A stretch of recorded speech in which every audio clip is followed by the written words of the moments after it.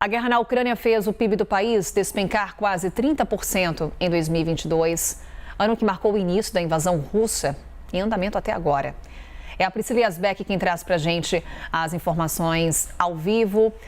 Pri, era esperado diante do conflito que a gente está acompanhando há mais de um ano? E quais são as expectativas? O que a gente pode falar do futuro da Ucrânia diante desse resultado?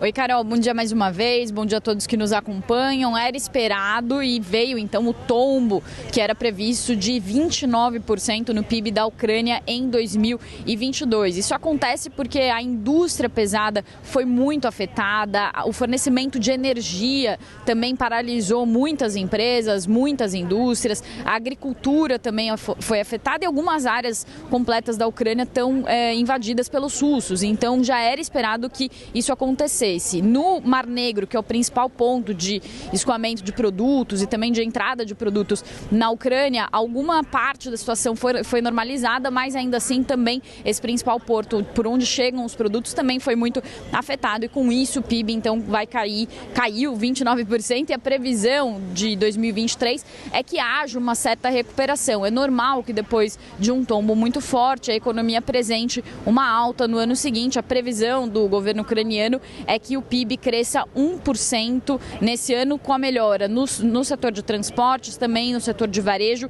e no setor de construção civil. Há pouco, no dia 21 de março, o FMI, o Fundo Monetário Internacional, anunciou uma ajuda de 15,6 bilhões de euros para a Ucrânia, para ajudar na situação e na recuperação da economia. E na ocasião, Kristalina Georgieva, que é diretora-geral do FMI, já havia dito que, apesar dessa expectativa, desse tombo de 30% da economia ucraniana, a economia estava se apresentando uma melhora e estava se mostrando resiliente, como os economistas gostam de dizer, diante de uma situação de guerra. Então, Kristalina Georgieva falou que há um plano para a recuperação da economia ucraniana, também para restabelecimento de alguns setores que foram fortemente afetados e por isso o FMI faria esse empréstimo, que é o primeiro empréstimo depois de muito tempo realizado para um país em situação de guerra. Além disso, Carol, falando em termos de conflito, a gente sabe que nessa semana a gente tem falado bastante sobre o vazamento dos documentos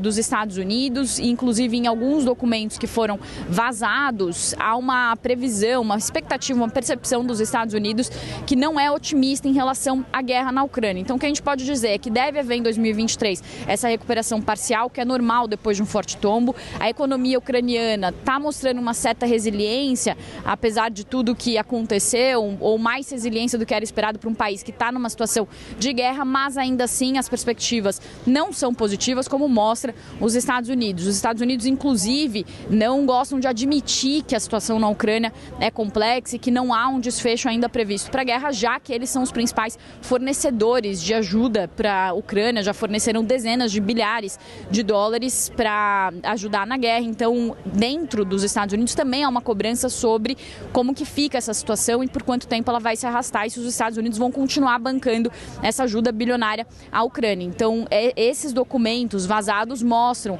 que, de fato, os Estados Unidos escondem essa expectativa negativa em relação à Ucrânia e isso traz também essas perspectivas negativas para o país e uma perspectiva de que talvez haja uma recuperação, mas que esse conflito ainda vai se arrastar e ainda vai prejudicar a economia ucraniana por um tempo. Carol, volto com você. Obrigada, Pri.